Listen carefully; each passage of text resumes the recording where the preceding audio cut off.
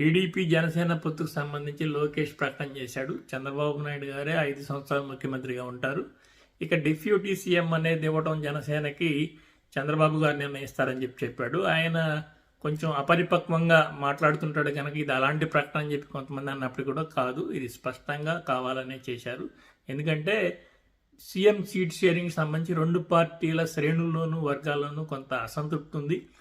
చంద్రబాబు నాయుడు గారు తెలుగుదేశం కమ్మ సామాజిక వర్గం వాళ్ళు కాపు సామాజిక వర్గానికి సీఎం సీట్ని షేరింగ్ చేసుకోవడంలో వీళ్ళకి అసంతృప్తి ఉంటుంది, ఇలాగే అదేవిధంగా వాళ్ళకి అసంతృప్తి ఉంటుంది.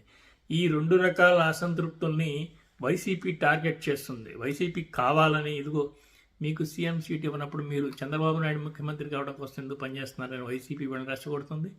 అదేవిధంగా రేపు జనసేన సీఎం అయితే తెలుగుదేశం పార్టీ శ్రేణులకి లబ్ధి తగ్గిపోతుంది, కమ్మ సామాజిక వర్గం కూడా ఇబ్బంది పడుతుంది రేపు రాజకీయంగా అని చెప్పేసి ఇటువైపు వీళ్ళకి అసంతృప్తిని ఇలా ఈ వైసీపీ టార్గెట్ చేసి ఈ ఇష్యూని బయటకు తీసుకొచ్చి రెచ్చగొడుతుంది. ఈ విషయాన్ని క్లారిటీ చేయడానికి లోకేష్ ప్రకటన చేశారు. కానీ ఇది సరిపోదు. క్లియర్గా ముందు 2 పార్టీల పొత్తుకు సంబంధించి స్పష్టంగా మెసేజ్ ప్రజలకు వెళ్లాల్సి ఉంది.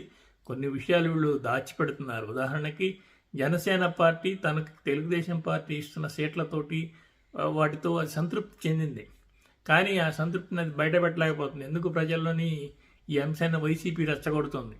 నువ్వు సీఎం కానప్పుడు నువ్వు వాటితో ఎందుకు వెళ్తున్నావు, నువ్వు తోక పార్టీ దత్తపుత్రుడివి, ప్యాకేజ్ తీసుకుని ఉంటుంది, వాటికి స్పష్టంగా సమాధానాలు చెప్పి జనసేన పార్టీ ముందుకెళ్ళలేకపోతుంది.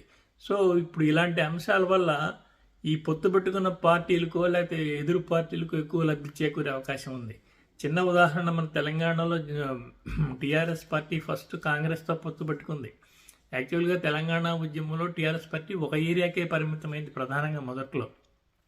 కాంగ్రెస్ పార్టీతో పొత్తు పెట్టుకున్నాక విస్తృతంగా పెంచుకోవడానికి అవకాశం దొరికింది. కానీ రాజశేఖర రెడ్డి సీఎం అయిన తర్వాత టీఆర్ఎస్ని బాగా తొక్కేశాడు. టీఆర్ఎస్ కూడా భయపడి ఆగిపోయింది.